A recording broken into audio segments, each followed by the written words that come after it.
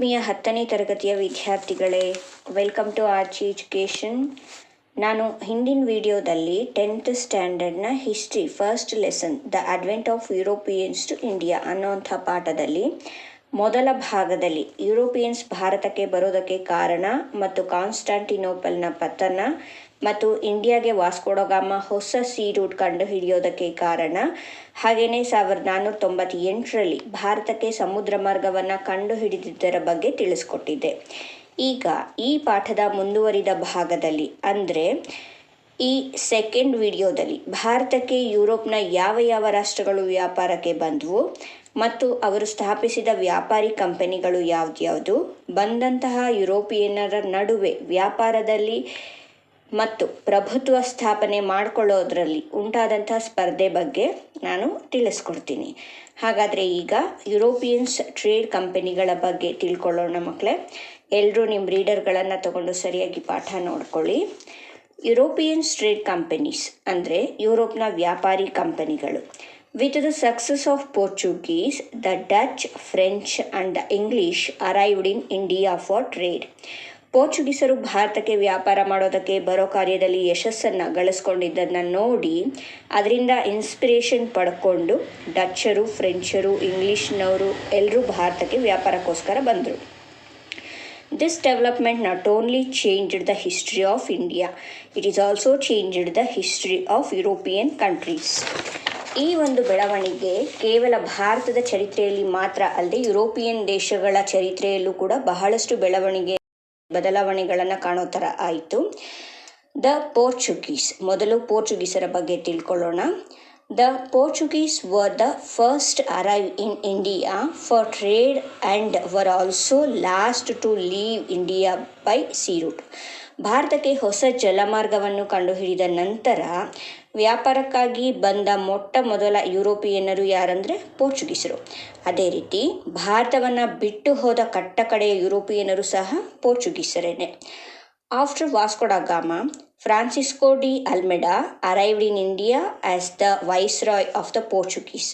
ವಾಸ್ಕೋಡಗಾಮನ ನಂತರ ಪೋರ್ಚುಗೀಸರ ಮೊಟ್ಟ ಮೊದಲ ವೈಸ್ರಾಯ್ ಆಗಿ ಫ್ರಾನ್ಸಿಸ್ಕೋ ಡಿ ಅಲ್ಮೆಡಾ ಭಾರತಕ್ಕೆ ಬರ್ತಾನೆ. He implemented blue water policy in order to establish the supremacy over the sea instead of supremacy over the land.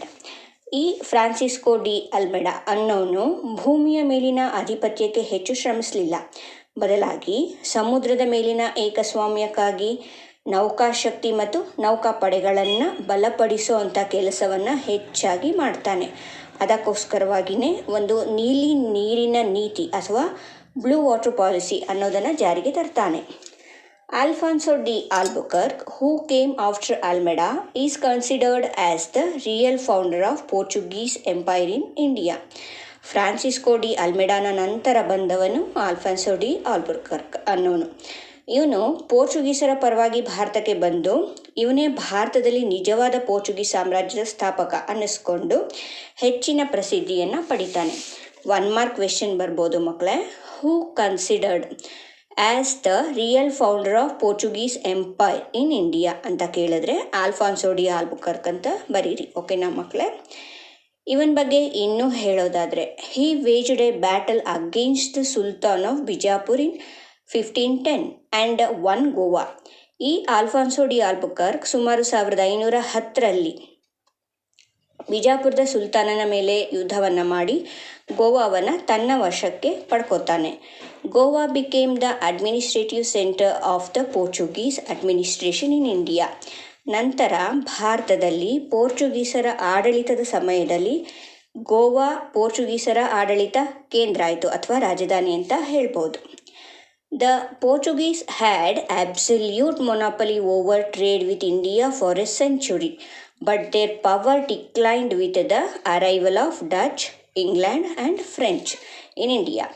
ಪೋರ್ಚುಗೀಸರು ಭಾರತಕ್ಕೆ ವ್ಯಾಪಾರ ಮಾಡೋದಕ್ಕೆ ಬಂದು ಸುಮಾರು 100 ವರ್ಷಗಳ ಕಾಲ ಯಾರ ಪೈಪೋಟಿನೂ ಇಲ್ಲದೆ ತಾವೊಬ್ಬರೇ ಆರಾಮವಾಗಿ ವ್ಯಾಪಾರ ವಹಿವಾಟು ನಡೆಸ್ಕೊಂಡು ಅತಿ ಹೆಚ್ಚು ಲಾಭ ಗಳಿಸ್ತಾ ಹೋದರು. ಆದರೆ ಮುಂದೆ ಭಾರತಕ್ಕೆ ವ್ಯಾಪಾರಕ್ಕೋಸ್ಕರ ಡಚ್ಚರು, ಫ್ರೆಂಚರು, ಇಂಗ್ಲೀಷರು ಇವರೆಲ್ಲ ಬಂದ ಮೇಲೆ ಪೋರ್ಚುಗೀಸರ ಪ್ರಾಬಲ್ಯ ಸ್ವಲ್ಪ ಕಡಿಮೆ ಆಯಿತು. ನೆಕ್ಸ್ಟು ಡಚ್ಚರ್ ಬಗ್ಗೆ ತಿಳ್ಕೊಳ್ಳೋಣ ಮಕ್ಕಳೇ. The rise and decline of Dutch in India. ಮುಂದೆ ಭಾರತದಲ್ಲಿ ಡಚ್ಚರ ಆಗಮನ ಮತ್ತು ಪತನವನ್ನು ನೋಡೋಣ. In 1602, Dutch East India Company came to India and established trading centers at Surat, Broch, Kambe, Cochin, Nagapatnam, Masulipaಟ್ನಂ and Chinsor. 1602ರಲ್ಲಿ ಡಚ್ ಈಸ್ಟ್ ಇಂಡಿಯಾ ಕಂಪನಿ ಭಾರತಕ್ಕೆ ಬರುತ್ತೆ. ಈ ಡಚ್ಚರು ಯುರೋಪ್ ಖಂಡದ ಹಾಲೆಂಡ್ ಅಥವಾ ನೆದರ್ಲ್ಯಾಂಡ್ ದೇಶದವರು. ಇವರು ಈಸ್ಟ್ ಕಂಟ್ರೀಸ್ಗಳಲ್ಲಿ ಅಂದರೆ ಪೂರ್ವ ದೇಶಗಳಲ್ಲಿ ವ್ಯಾಪಾರ ನಡೆಸಬೇಕು ಅನ್ನೋ ಉದ್ದೇಶದಿಂದ ಬಂದು ಭಾರತದಲ್ಲಿ ಸೂರತ್, ಬ್ರೋಚ್, ಕಾಂಬೆ, ಕೊಚ್ಚಿನ್, ನಾಗಪಟ್ನಂ, ಮಚ್ಲಿಪಟ್ನಂ ಮತ್ತು ಚಿನ್ಸೋರ್ಗಳಲ್ಲಿ ತಮ್ಮ ವ್ಯಾಪಾರ ಕೇಂದ್ರಗಳ ಸ್ಥಾಪನೆಯನ್ನು ಮಾಡ್ತಾರೆ. ಆದರೆ ಕೇರಳದ ವೈನಾಡ್ ಪ್ರದೇಶದಲ್ಲಿ ಮಾತ್ರ ಈ ಡಚ್ಚರ ಆಟಕ್ಕೆ ಸ್ವಲ್ಪ ಬ್ರೇಕ್ ಬೀಳುತ್ತೆ. ಯಾಕೆ ಅಂದರೆ ಅಲ್ಲಿ ಒಬ್ಬ ಬುದ್ಧಿವಂತ ರಾಜ ಮಾರ್ತಾಂಡವರ್ಮ ಅನ್ನೋನಿರ್ತಾನೆ. ಮುಂದೆ ಅವನ ಬಗ್ಗೆ ತಿಳ್ಕೊಳ್ಳೋಣ ಮಕ್ಕಳೇ.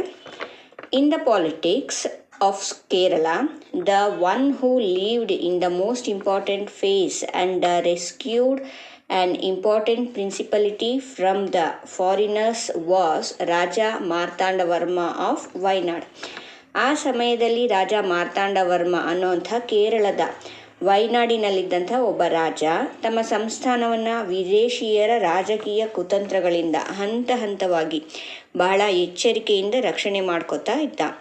ವಿದೇಶಿಯರು ಅಂದರೆ ಭಾರತಕ್ಕೆ ಬಂದ್ರಲ್ಲ ಈ ಪೋರ್ಚುಗೀಸರು, ಡಚ್ಚರು, ಇವರೆಲ್ಲರೂ ಬಂದವರು ಕೇವಲ ವ್ಯಾಪಾರ ಮಾಡದೆ ಅದರ ಜೊತೆಗೆ ರಾಜಕಾರಣದಲ್ಲೂ ಸಹ ತಲೆ ಹಾಕ್ತಾ ಇರ್ತಾರೆ. ಇವರ ಕುತಂತ್ರಗಳಿಂದ ಈ ರಾಜ ಮಾರ್ತಾಂಡವರ್ಮ ಅನ್ನೋನು ತಮ್ಮ ಪ್ರದೇಶಗಳನ್ನು ಬಹಳ ಶಿಸ್ತಿನಿಂದ ರಕ್ಷಣೆ ಮಾಡ್ಕೋತಾ ಇದ್ದ. He ruled from 1729 to 1758 and saved from the surrounding rulers as well as foreigners. ಈತ 1729ರಿಂದ 1758ರವರೆಗೆ ಆಳ್ವಿಕೆ ನಡೆಸ್ತಾ ಮತ್ತು ತನ್ನ ಆಳ್ವಿಕೆಯ ಅವಧಿಯಲ್ಲಿ ತನ್ನ ಸಾಮ್ರಾಜ್ಯವನ್ನು ಅಕ್ಕಪಕ್ಕದ ರಾಜರುಗಳಿಂದ ಮತ್ತು ವಿದೇಶಿಯರಿಂದ ರಕ್ಷಣೆ ಮಾಡಿಕೊಂಡಿದ್ದ. He made this as a great kingdom among all. He stood against the foreigners who were greedy of pepper and brought reformers in administration. ರಾಜ ಮಾರ್ತಾಂಡವರ್ಮ ತನ್ನ ಸಾಮ್ರಾಜ್ಯವನ್ನು ಸುತ್ತಮುತ್ತಲ ಸಾಮ್ರಾಜ್ಯಗಳಿಗಿಂತ ಶ್ರೇಷ್ಠವಾದದ್ದು ಅನ್ನೋ ರೀತಿ ಬೆಳೆಸ್ಕೊಂಡ. ಇವನ ಸಾಮ್ರಾಜ್ಯಕ್ಕೆ ಕಾಳು ಮೆಣಸಿನ ವ್ಯಾಪಾರಕ್ಕೋಸ್ಕರ ಬಂದಂತಹ ದುರಾಸೆಯಿಂದ ಬಂದಂತಹ ವಿದೇಶಿಯರನ್ನು ಇವನು ವಿರೋಧ ಮಾಡ್ತಾನೆ ಮತ್ತು ವ್ಯಾಪಾರದ ವಿಷಯದಲ್ಲಿ ತನ್ನ ಆಡಳಿತದಲ್ಲಿ ಅನೇಕ ಸುಧಾರಣೆಗಳನ್ನು ರಾಜ ಮಾರ್ತಾಂಡವರ್ಮ ಜಾರಿಗೆ ತರ್ತಾನೆ. He shifted his capital from Padmanabhapura to Thiruvananthapuram and made his kingdom as World Travancore province. ಇವನು ತನ್ನ ರಾಜಧಾನಿಯನ್ನು ಪದ್ಮನಾಭಪುರದಿಂದ ತಿರುವನಂತಪುರಕ್ಕೆ ಬದಲಾಯಿಸ್ಕೊತಾನೆ. ರಾಜ ಮಾರ್ತಾಂಡವರ್ಮ ತನ್ನ ಸಂಸ್ಥಾನವನ್ನು ವಿಶ್ವ ತಿರುವಂಕೂರು ಸಂಸ್ಥಾನ ಅಂತ ಮಾರ್ಪಡಿಸ್ಕೊತಾನೆ. ಮುಂದೆ there were confusions and chars in this kingdom before Marthanda Varma came to throne. ವೈನಾಡ್ನಲ್ಲಿ ಮಾರ್ತಾಂಡವರ್ಮ ಅಧಿಕಾರಕ್ಕೆ ಬರೋದಕ್ಕೆ ಮುಂಚೆ ಅನೇಕ ಗೊಂದಲಗಳು ಮತ್ತು ಅವ್ಯವಸ್ಥೆಗಳು ತುಂಬಿಕೊಂಡಿರ್ತವೆ. Earlier ruler Ramavarma was very weak.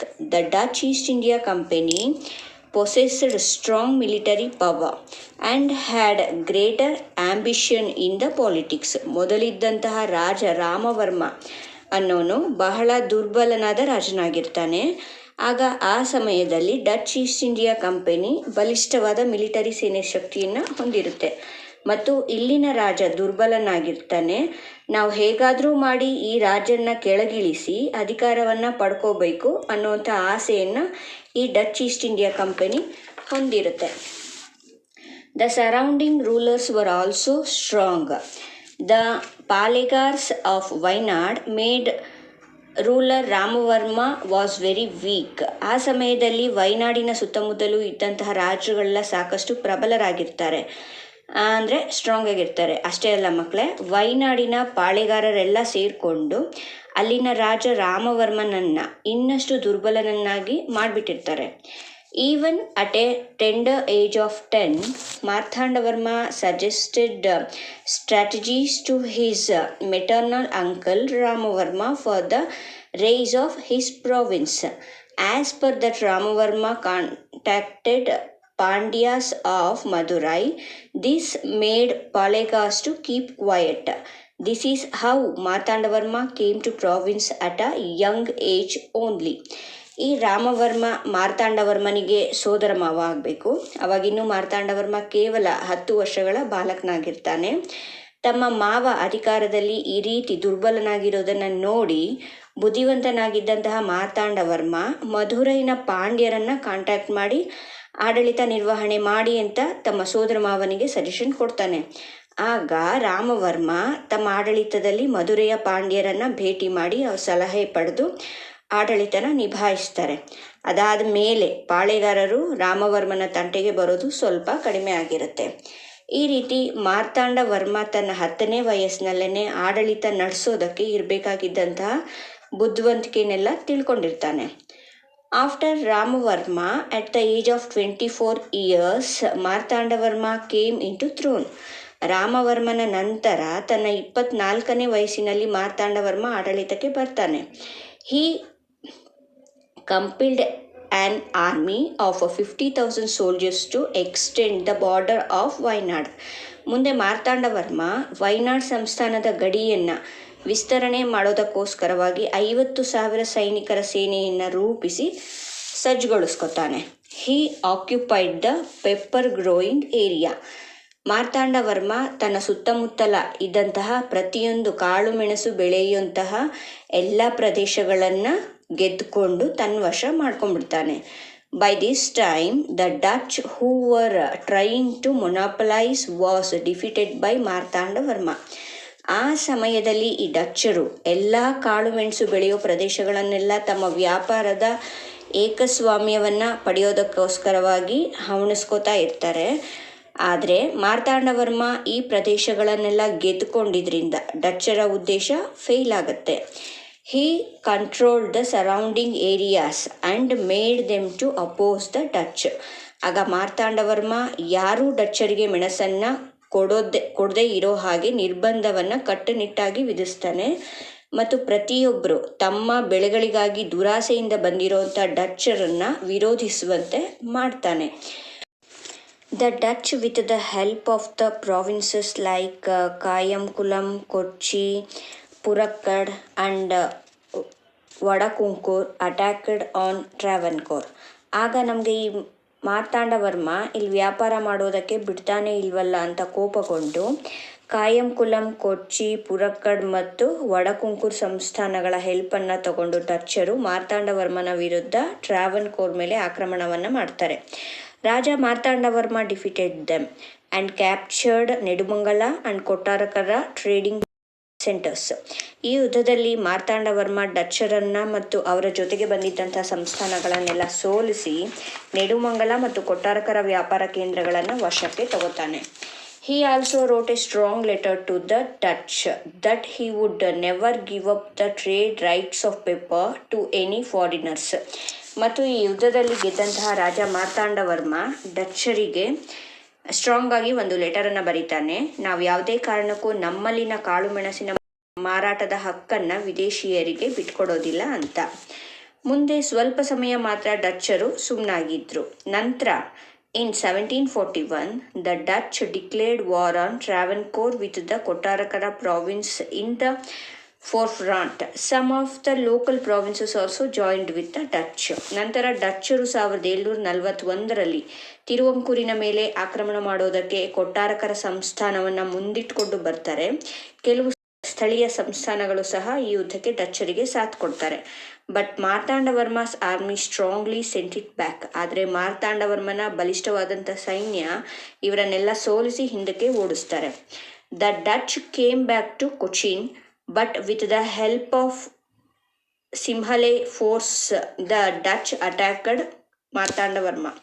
ಆಗ ಸೋತಂತಹ ಡಚ್ಚರು ಕೊಚ್ಚಿನ್ಗೆ ವಾಪಸ್ ಬರ್ತಾರೆ. ಬಂದವರು ಮತ್ತೆ ಸುಮ್ಮನೆ ಇರದೆ ಸಿಂಹಲೇಸ್ ಪಡೆಯನ್ನು ಕರೆಸ್ಕೊಂಡು ಮತ್ತೆ ಮಾರ್ತಾಂಡವರ್ಮನ ಮೇಲೆ ಯುದ್ಧಕ್ಕೆ ಹೋಗ್ತಾರೆ. ನಾವು ಅಷ್ಟು ದೂರದಿಂದ ಭಾರತಕ್ಕೆ ಈ ಸ್ಪೈಸಸ್ಗೋಸ್ಕರನೇ ಬಂದಿರೋದು, ಇವುಗಳ ಮೇಲೆ ನಮಗೂ ರೈಟ್ಸ್ ಇದೆ, ಹೇಗಾದರೂ ಮಾಡಿ ಇಲ್ಲಿರೋರ್ನೆಲ್ಲ ಮಟ್ಟ ಹಾಕಲೇಬೇಕು ಅನ್ನೋಂಥ ಹಠಕ್ಕೆ ಡಚ್ಚರು ಬೀಳ್ತಾರೆ. 4 days serious battle took place from the 10th August 1741 at ಕೊಲಚ್ಚನ್. ಆಗ ಆ ಯುದ್ಧ 1471 ಆಗಸ್ಟ್ 10ನೇ ತಾರೀಕಿನಿಂದ ಭೀಕರವಾಗಿ 4 ದಿನಗಳ ಕಾಲ ಕೊಲಚ್ಚಲ್ ಎಂಬಲ್ಲಿ ನಡೆಯುತ್ತೆ. Finally, Travancore army had an upper hand in the battle and 24 important officers of the Dutch were taken as prisoners. The Dutch suffered huge loss. ಕಟ್ಟಕಡೆಯದಾಗಿ ಈ ಯುದ್ಧದಲ್ಲಿ ಟ್ರಾವಂಕೂರಿನ ಸೇನೆ ಅಂದರೆ ಮಾರ್ತಾಂಡವರ್ಮನ ಸೇನೆನೇ ಮೇಲುಗೈಯನ್ನು ಸಾಧಿಸ್ಕೊಳ್ಳುತ್ತೆ. ಮತ್ತು ಡಚ್ಚರಲ್ಲಿದ್ದಂತಹ ಪ್ರಮುಖವಾದಂತಹ 24 ಜನ ಅಧಿಕಾರಿಗಳನ್ನು ಮಾರ್ತಾಂಡವರ್ಮನ ಸೈನ್ಯ ವಶಕ್ಕೆ ಪಡೆದು ಸೆರೆಯಲ್ಲಿ ಇಡ್ತಾರೆ. ಮತ್ತು ಡಚ್ಚರು ಬಹಳಷ್ಟು ನಷ್ಟವನ್ನು ಈ ಯುದ್ಧದಿಂದ ಅನುಭವಿಸಬೇಕಾಗಿರುತ್ತೆ.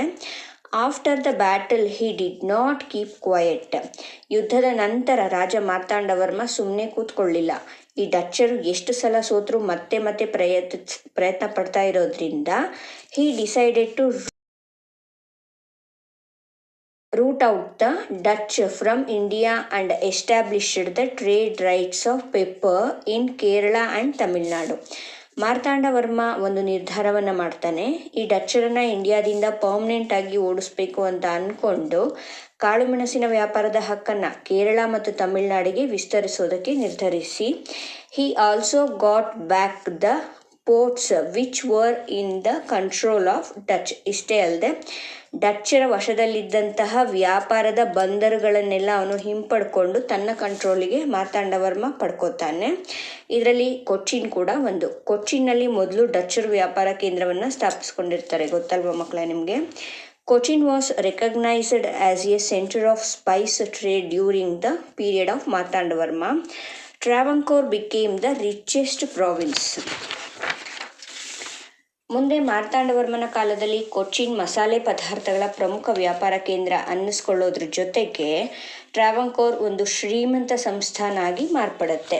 Finally on 15th August 1753 a treaty was signed and Dutch forces surrendered its power to the Travancore provinces. This is how the period of Martandavarma has been recognized as an important phase in the history of India. ಕಟ್ಟಕಡೆಯದಾಗಿ 15ನೇ August 1753 ಒಂದು ಒಪ್ಪಂದ ಆಗತ್ತೆ. ಈ ಒಪ್ಪಂದದಲ್ಲಿ ಡಚ್ಚರ ಪಡೆ ತಮ್ಮ ಪೂರ್ತಿ ಪವರನ್ನು ಮಾರ್ತಾಂಡವರ್ಮನ ಟ್ರಾವಂಕೋರ್ ಸಂಸ್ಥಾನಕ್ಕೆ ಒಪ್ಪಿಸ್ಬಿಡ್ತಾರೆ. ಈ ರೀತಿಯಾಗಿ ಮಾರ್ತಾಂಡವರ್ಮನ ಕಾಲವನ್ನು ಒಂದು ಪ್ರಮುಖ ಕಾಲಘಟ್ಟವಾಗಿ ಇತಿಹಾಸದಲ್ಲಿ ನಾವು ಇವತ್ತಿಗೂ ಸಹ ನೆನೆಸ್ಕೊಳ್ತೀವಿ. ಎಲ್ಲ ಸಂಸ್ಥಾನದ ರಾಜರುಗಳು ಹೀಗೇನೆ ಬಲಿಷ್ಠರಾಗಿ ನಿಷ್ಠರಾಗಿ ಇದ್ದಿದ್ರೆ ನಮ್ಮ ಭಾರತ ಎಷ್ಟು ಶ್ರೀಮಂತವಾಗಿ ಇರ್ತಿತ್ತು ಅಲ್ವಾ ಮಕ್ಕಳೇ. ಮುಂದೆ ನೋಡೋಣ. The rise of the English in India and the acquisition of the islands of southeast India by the Dutch were the factors for the decline of the Dutch power in India. ಮುಂದೆ ಭಾರತಕ್ಕೆ ಇಂಗ್ಲಿಷರು ಬರ್ತಾರೆ. ತದನಂತರ ಡಚ್ಚರು ಪೂರ್ವ ಏಷ್ಯಾದ ಕೆಲವು ಪ್ರದೇಶಗಳಲ್ಲಿ ಮಾತ್ರ ತಮ್ಮ ವ್ಯಾಪಾರ ವಹಿವಾಟುಗಳನ್ನು ಇಟ್ಕೊಳ್ತಾರೆ. ಹೀಗಾಗಿ ಭಾರತದಲ್ಲಿ ಡಚ್ಚರ ಅಧಿಕಾರ ಅವನತಿ ಹೊಂದುತ್ತಾ ಹೋಗುತ್ತೆ. ಇಲ್ಲಿ ಮುಂದೆ ನಿಮಗೆ ವೇರ್ ಹೌಸ್ಗಳ ಬಗ್ಗೆ ಹೇಳಿದ್ದಾರೆ ಮಕ್ಕಳೇ. The warehouses were places for storing merchandise. Huge walls were built around these warehouses to provide protection. ವೇರ್ ಹೌಸಸ್ಗಳು ಅಂದರೆ ಗೋದಾಮುಗಳು ಅಂತ. ಹೆಚ್ಚಿಗೆ ಪ್ರಮಾಣದ ಸರಕು ಸಂಪನ್ಮೂಲಗಳನ್ನು ಸಂಗ್ರಹಣೆ ಮಾಡಿಟ್ಕೊಳ್ಳೋದಕ್ಕೋಸ್ಕರ ಗೋದಾಮುಗಳನ್ನು ಕಟ್ಕೊಂಡು ಈ ಸರಕುಗಳಿಗೆ ರಕ್ಷಣೆಯನ್ನು ಕೊಡೋದಕ್ಕೋಸ್ಕರ ಗೋದಾಮುಗಳ ಸುತ್ತ ದೊಡ್ಡದಾದಂತಹ ಗೋಡೆಗಳನ್ನ ನಿರ್ಮಿಸ್ಕೊಳ್ತಾ ಇರ್ತಾರೆ. ನೆಕ್ಸ್ಟ್ ದ ಇಂಗ್ಲೀಷರ ಬಗ್ಗೆ ನಿಮಗೆಲ್ಲ ತುಂಬಾ ಗೊತ್ತಲ್ವ ಮಕ್ಕಳ. ಇಂಗ್ಲೀಷರು ಅಂದರೆ ಬ್ರಿಟಿಷರು. ಇವರು ನಮ್ಮ ಭಾರತಕ್ಕೆ ಯಾವಾಗ ಬಂದರು ಅಂತ ಇವಾಗ ಇಲ್ಲಿ ನೋಡೋಣ. On 31st December 1600, Queen Elizabeth issued a royal charter authorizing the East India Company to trade with the eastern countries for 15 years. ಇಂಗ್ಲೆಂಡ್ನ ರಾಣಿ Elizabeth 1600 first time December 31 English East India company ಅಥವಾ ಬ್ರಿಟಿಷ್ ಈಸ್ಟ್ ಇಂಡಿಯಾ ಕಂಪನಿಗೆ ಪೂರ್ವ ದೇಶಗಳ ಜೊತೆ ವ್ಯಾಪಾರ ಮಾಡ್ಕೊಳ್ಳೋದಕ್ಕೋಸ್ಕರ ಲೈಸೆನ್ಸನ್ನು ಕೊಡ್ತಾಳೆ. ನೀವು 15 ವರ್ಷಗಳ ಕಾಲ ಅಲ್ಲಿ ವ್ಯಾಪಾರ ನಡೆಸ್ಕೋಬೋದು ಅಂತ ಲೈಸೆನ್ಸನ್ನು ಕೊಡ್ತಾಳೆ. The company started the trade formally in 1613. ಆಮೇಲೆ ಈ ಕಂಪನಿಯವರು 1613ರಲ್ಲಿ ಭಾರತದಲ್ಲಿ ಔಪಚಾರಿಕವಾಗಿ ವ್ಯಾಪಾರವನ್ನು ಶುರು ಮಾಡ್ಕೋತಾರೆ. The Mughal emperor Jahangir issued a royal permission to English to establish their first warehouse or factory at Surat. ಹೀಗೆ ವ್ಯಾಪಾರ ಶುರು ಮಾಡಿಕೊಂಡವರು ಆಗಿನ ಮುಘಲ್ ಎಂಪರರ್ ಆಗಿದ್ದಂಥ ಜಹಾಂಗೀರ್ನ ಹತ್ರ ಹೋಗಿ ನಮಗೆ ಒಂದು ವೇರ್ ಹೌಸನ್ನು ಕಟ್ಕೊಳ್ಳೋದಕ್ಕೋಸ್ಕರ ಪರ್ಮಿಷನ್ ಕೊಡಿ ಅಂತ ಕೇಳ್ತಾರೆ. ನಾನು ಆಗಲೇ ಹೇಳಿದ್ನಲ್ಲ ಮಕ್ಕಳೇ, ವೇರ್ ಹೌಸ್ ಅಂದರೆ ಇಲ್ಲಿನ ಜನರ ಹತ್ತಿರ ಕೊಂಡ್ಕೊಂಡಂತಹ ಸರಕುಗಳನ್ನು ಅಥವಾ ತಮ್ಮ ದೇಶದಿಂದ ತಂದಂಥ ವಸ್ತುಗಳನ್ನು ಸುರಕ್ಷಿತವಾಗಿ ಇರಿಸ್ಕೊಳ್ಳೋದಕ್ಕೆ ಗೋದಾಮುಗಳನ್ನು ನಿರ್ಮಿಸ್ಕೊಳ್ಬೇಕಾಗತ್ತೆ. ಗೋಡೌನ್ ಅಂತಾರಲ್ಲ ಆ ಥರ. ಈ ಬ್ರಿಟಿಷರು ಮೊಘಲ್ ಕಿಂಗ್ ಜಹಾಂಗೀರನ ಹತ್ರ ಪರ್ಮಿಷನ್ನ ಕೇಳ್ತಾರೆ. ಆಗ ಜಹಾಂಗೀರ್ ಇವರಿಗೆ ಸೂರತ್ನಲ್ಲಿ ಫಸ್ಟ್ ಟೈಮು ಫ್ಯಾಕ್ಟ್ರಿ ಅಥವಾ ದಾಸ್ತಾನು ಮಳಿಗೆ ವೇರ್ ಹೌಸ್ ಅಂತಾರಲ್ಲ ಅದನ್ನು ಕಟ್ಕೊಳ್ಳೋದಕ್ಕೆ ಪರ್ಮಿಷನ್ನ ಕೊಡ್ತಾನೆ. ಇನ್ 1617, Sir Thomas Roe arrived at the court of Jahangir as the royal ambassador from the court of James I. 1617ರಲ್ಲಿ ಇಂಗ್ಲೆಂಡ್ನ ರಾಜಕುಮಾರನಾದಂತಹ 1ನೇ ಜೇಮ್ಸ್ನ ಆಸ್ಥಾನದಿಂದ ಜಹಾಂಗೀರನ ಆಸ್ಥಾನಕ್ಕೆ ರಾಯಭಾರಿಯಾಗಿ ಸರ್ ಥಾಮಸ್ ರೋ ಅನ್ನೋನು ಬರ್ತಾನೆ. ಹಿ sought permission from Jahangir to establish factories in other places of Mughal Empire. ಬಂದವನು ಇಲ್ಲಿ ನಾವು ಫ್ಯಾಕ್ಟ್ರಿಗಳನ್ನು ಕಟ್ಕೊಳ್ಳೋದಕ್ಕೆ ದಯಮಾಡಿ permission ಕೊಡಿ ಅಂತ ಕೇಳ್ತಾನೆ. ಅದಕ್ಕೆ ಈ ಜಹಾಂಗೀರ್ ಮೊಘಲ್ ಸಾಮ್ರಾಜ್ಯದ ಬೇರೆ ಬೇರೆ ಪ್ರದೇಶಗಳಲ್ಲಿ ಫ್ಯಾಕ್ಟ್ರಿಗಳನ್ನು ಕಟ್ಕೊಳ್ಳೋದಕ್ಕೆ ಪರ್ಮಿಷನನ್ನು ಕೊಟ್ಬಿಡ್ತಾನೆ. The English established factories at Agra, Ahmedabad and Broach. Permission ಸಿಕ್ಕ ತಕ್ಷಣವೇ ಇಂಗ್ಲೀಷರು ತಮ್ಮ ಫ್ಯಾಕ್ಟ್ರಿಗಳನ್ನು ಆಗ್ರಾ, ಅಹಮದಾಬಾದ್ ಮತ್ತು ಬ್ರೋಚ್ಗಳಲ್ಲಿ ಸ್ಥಾಪಿಸ್ಕೊಂಡ್ಬಿಡ್ತಾರೆ. In 1639, the English took Madras from the king of Chandragiri and established a strong fort named St. George Fort. ನಂತರ ಇಂಗ್ಲಿಷ್ ಅವರು 1639ರಲ್ಲಿ ಚಂದ್ರಗಿರಿಯ ರಾಜನಿಂದ ಮದ್ರಾಸ್ನಲ್ಲಿ ಭೂಮಿನ ಕೊಂಡುಕೊಂಡು ಸೆಂಟ್ ಜಾರ್ಜ್ ಫೋರ್ಟ್ ಅನ್ನುವಂಥ ಹೆಸರಿನ ಒಂದು ಬಲಿಷ್ಠ ಕೋಟೆಯೊಂದನ್ನು ಕಟ್ಕೋತಾನೆ. Later Charles second, the Prince of England, gave Bombay on an annual rent of 10 pounds to East India Company in 1668. ಅದಾದ ಮೇಲೆ ಇಂಗ್ಲೆಂಡಿನ ರಾಜನಾದಂತಹ 2ನೇ ಚಾರ್ಲ್ಸ್ ಅನ್ನೋನು ಬಾಂಬೆನ ವರ್ಷಕ್ಕೆ 10 ಪೌಂಡ್ಗಳಿಗೆ ಬಾಡಿಗೆಗೆ ತಗೊಂಡು ಈಸ್ಟ್ ಇಂಡಿಯಾ ಕಂಪನಿಗೆ ವಹಿಸ್ಕೊಡ್ತಾನೆ 1668ರಲ್ಲಿ.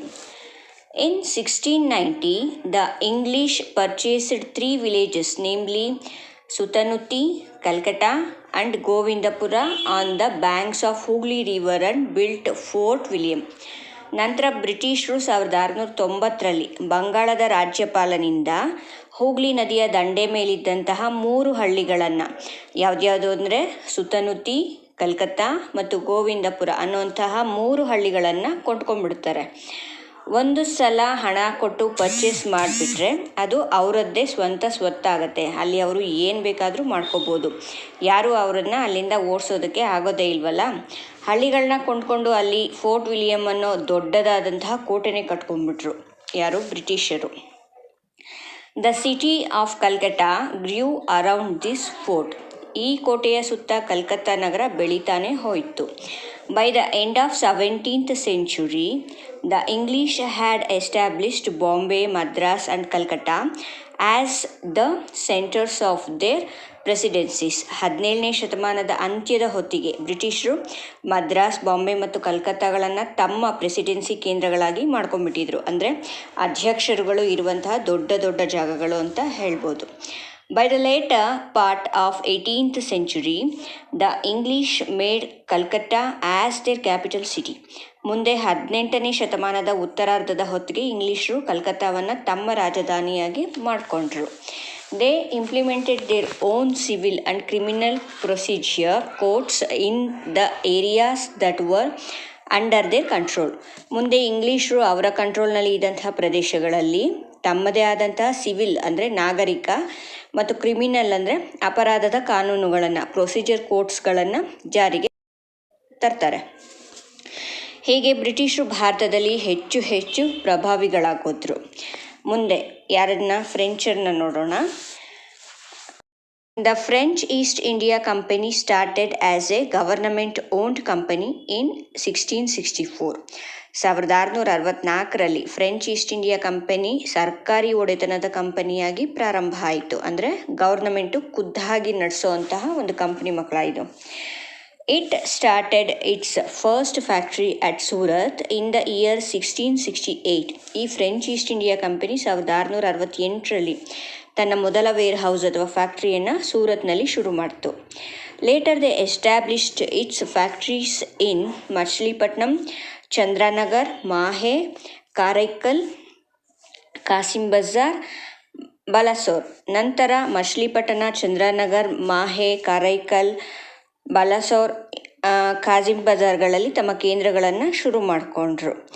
ಇನ್ 1674 the French took Valikandapuram from a local Muslim official and developed it has a major trade centre. Later it came to be known as Puducherry or Pondicherry. This became the capital of the French till they left India. ಫ್ರೆಂಚರು 1674ರಲ್ಲಿ ವಾಲಿಕೊಂಡಪುರಂನಲ್ಲಿದ್ದಂತಹ ಸ್ಥಳೀಯ Muslim ಅಧಿಕಾರಿಯೊಬ್ಬನಿಂದ ಒಂದು ಹಳ್ಳಿನ ಪಡೆದು ಈ ಹಳ್ಳಿನ ಮುಂದೆ ಒಂದು ದೊಡ್ಡ ವ್ಯಾಪಾರ ಕೇಂದ್ರವಾಗಿ ಪರಿವರ್ತಿಸ್ತಾನೆ ಮತ್ತು ಅದನ್ನೇ ತನ್ನ ರಾಜಧಾನಿಯನ್ನಾಗಿಯೂ ಮಾಡ್ಕೋತಾರೆ. ಈ ಹಳ್ಳಿನೇ ಪುದುಚೇರಿ ಅಥವಾ ಪಾಂಡಿಚೇರಿ. ಈ ಪಾಂಡಿಚೇರಿ ಫ್ರೆಂಚರು ಭಾರತ ಬಿಟ್ಟು ಹೋಗೋ ತನಕ ಅವರ ರಾಜಧಾನಿನೇ ಆಗಿರುತ್ತೆ. Dupleix, who arrived 1776 in Pondicherry as the Governor General of the French, had high ambition of establishing the French as a major power in South India. This ambition led to the Carnatic Wars with the English. 1746ರಲ್ಲಿ ಪಾಂಡಿಚೇರಿಯ governor general ಆಗಿ ಬಂದಂತಹ ಡ್ಯೂಪ್ಲೆ ಅನ್ನುವಂಥವನು ಈ ಅಧಿಕಾರಿ ತುಂಬ ಮಹತ್ವಾಕಾಂಕ್ಷಿಯಾಗಿರ್ತಾನೆ. ಅದು ಇಡೀ ದಕ್ಷಿಣ ಭಾರತದಲ್ಲೆಲ್ಲ ಕೇವಲ ನಾವೊಬ್ಬರೇ ಅಂದರೆ ಫ್ರೆಂಚರೇ ಆಧಿಪತ್ಯವನ್ನು ಸ್ಥಾಪಿಸಬೇಕು ಅಂತ ಅವನು ತುಂಬ ಹವಣಿಸ್ತಾನೆ. ಇವನ ಈ ಆಸೆಯಿಂದಲೇ ಇವನು ಇಂಗ್ಲಿಷರ ಜೊತೆ ಯುದ್ಧಗಳಲ್ಲಿ ತೊಡಕೋತಾನೆ ಮತ್ತು ಇದರಿಂದಲೇ 3 ಕರ್ನಾಟಿಕ್ ಯುದ್ಧಗಳನ್ನು ಸಹ ಮಾಡಿಸ್ತಾನೆ. ಮಕ್ಕಳೇ, ನಾನು ಈ ವಿಡಿಯೋನ ಇಲ್ಲಿಗೆ ಮುಗಿಸ್ತಾ ಇದ್ದೀನಿ. ಮುಂದಿನ ವಿಡಿಯೋದಲ್ಲಿ ಭಾರತದಲ್ಲಿ ಫ್ರೆಂಚರು ಮತ್ತು ಇಂಗ್ಲಿಷರ ನಡುವಿನ ಕಾಂಪಿಟೇಷನ್ ಬಗ್ಗೆ, ಇವರುಗಳ ಸ್ವಾರ್ಥದಿಂದ ನಡೆದಂತಹ 3 ಕರ್ನಾಟಿಕ್ ಯುದ್ಧಗಳ ಬಗ್ಗೆ, ಭಾರತದಲ್ಲಿ ಬ್ರಿಟಿಷರ ಆಳ್ವಿಕೆಯ ಬಗ್ಗೆ ಮತ್ತು ಪ್ಲಾಸಿ ಯುದ್ಧ ಹಾಗೂ ಬಕ್ಸಾರ್ ಯುದ್ಧಗಳ ಬಗ್ಗೆ ತಿಳಿಸ್ಕೊಡ್ತೀನಿ. ಈ ವಿಡಿಯೋ ನಿಮಗೆ ಇಷ್ಟ ಆಗಿದರೆ ದಯವಿಟ್ಟು ಲೈಕ್ ಮಾಡಿ, ಶೇರ್ ಮಾಡಿ, ಹಾಗೆಯೇ ಕಮೆಂಟ್ ಮಾಡಿ ಮಕ್ಕಳೇ. ಸರಿಯಾಗಿದ್ದರೆ ಬಾಯ್.